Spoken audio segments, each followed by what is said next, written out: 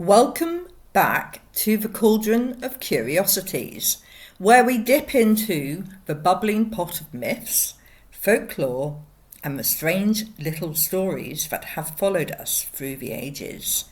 I'm Sarah, and today we're stepping into the shadows to meet a figure that has haunted the lanes, the moors, and the imagination of Britons for centuries: the Black Dog.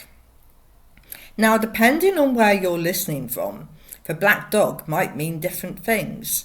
Here in Cornwall, we can't help but think of the Beast of Bodmin, those shadowy reports of a great dark creature prowling the moor, slinking just out of sight, unless it's 1942 and you're Private Jack James, and apparently he saw many black beasts shadowing him and frightening him, but I'm assuming he remained to live to tell the story because we know about it and it's on Spooky Isles on their website.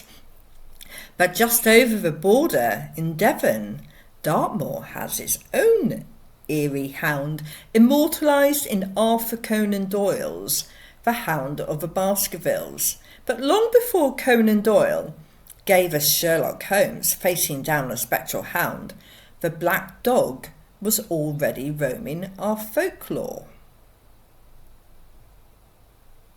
What is the origin of the black dog?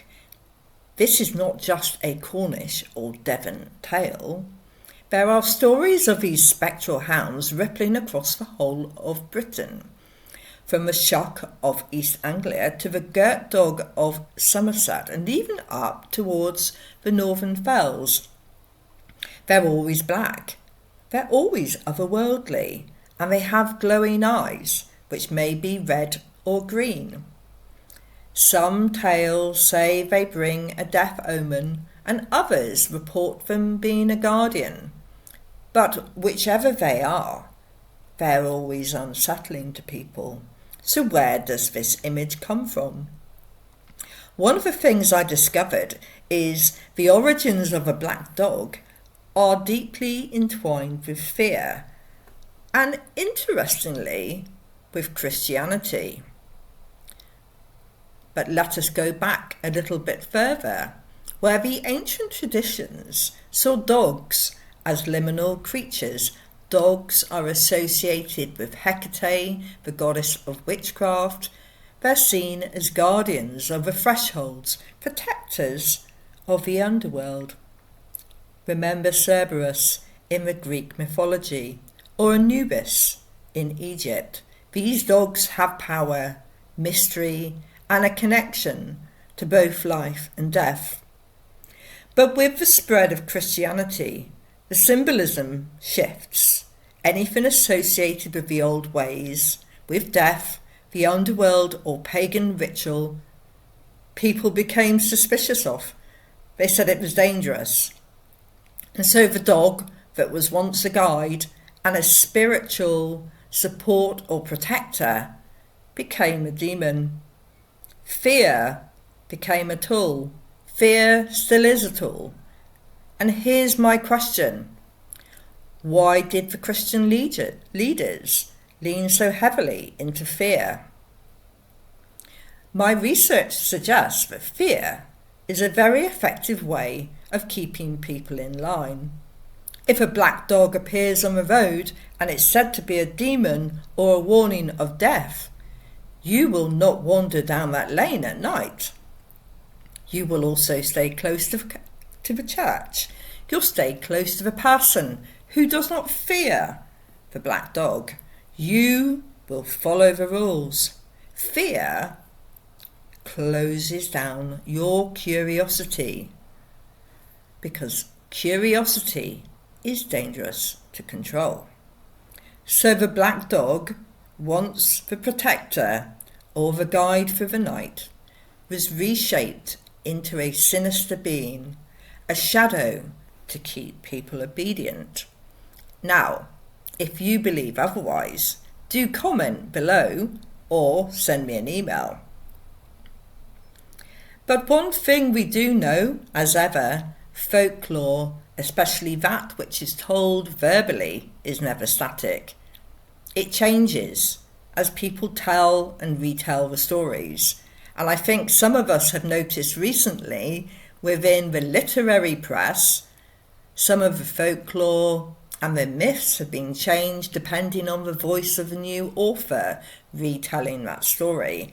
And there are quite a number of stories being retold at the moment. But some of the tales of a black dog are terrifying. We hear about their eyes glowing, that there's thunder as they run or pound into the area, a death the next morning. That would be something to be frightened of. But there are also some strangely comforting stories where the black dog has walked with lonely travellers, guarding them on their way home and ensuring they reach their house safely. It's the same description, the same creature, but it has a different meaning.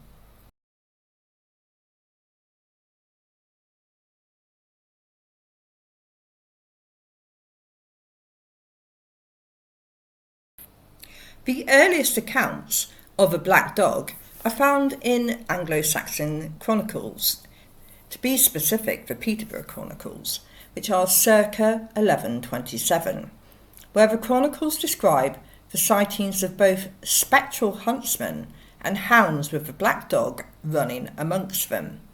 There are earlier descriptions of the wild hunt and their origins which cross many cultures, and these are a broad topic to be covered on another occasion. Abraham Fleming links the church to the black dogs in 1577, reporting that they appeared within thunderstorms, and later Sir Arthur Conan Doyle wrote about the hounds of Baskerville, which is debated where this story, the origin story, came from. Was it the Dartmoor legend of a singular dog called the Yeth Hound? The Yeth Hound was described as a large greyhound-like creature with a black, somewhat smoky coat and glowing red eyes. They're often depicted as being headless and with a human-like face, associated with forests and woodlands, particularly at night, and are known to wander and terrorise the area. The Yeth Hounds are also linked to the folklore of the wild hunt and the unseelie court, and are sometimes described as spirits or demons. Their most distinctive feature is their wailing or baying sound, which can strike fear into those who hear it.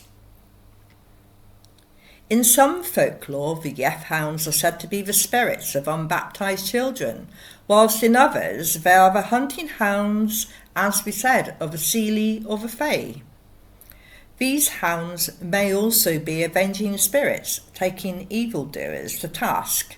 An example that might give you cause to believe this relates to the hounds of Baskervilles discussing the 17th century squire Richard Cable of Brook Manor and his hounds. A poem excerpt evokes the swirling mists and moonlight as the wished hounds rage, roaring with flames, watching over Richard's deathbed.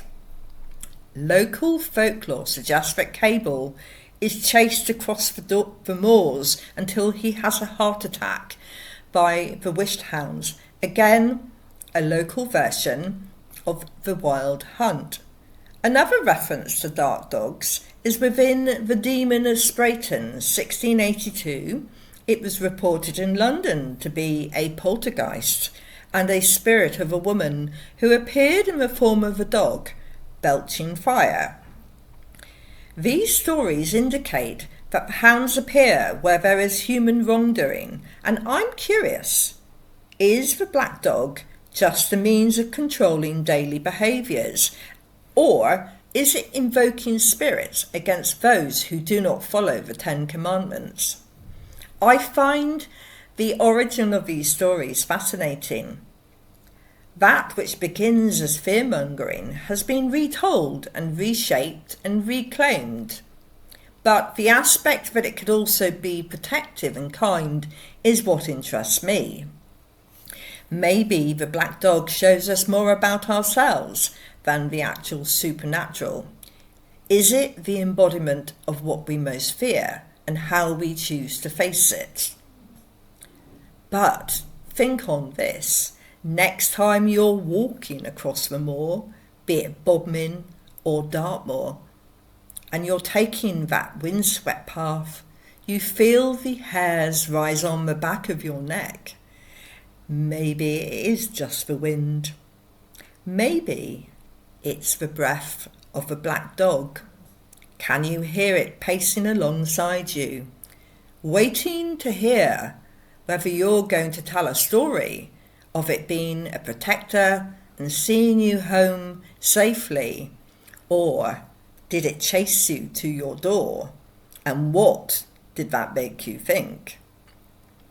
Thank you for listening to this episode of the Cauldron of Curiosities. If you enjoyed this dip into folklore, don't forget to follow the podcast, share it with a friend, and keep your lantern handy for the next curious tale.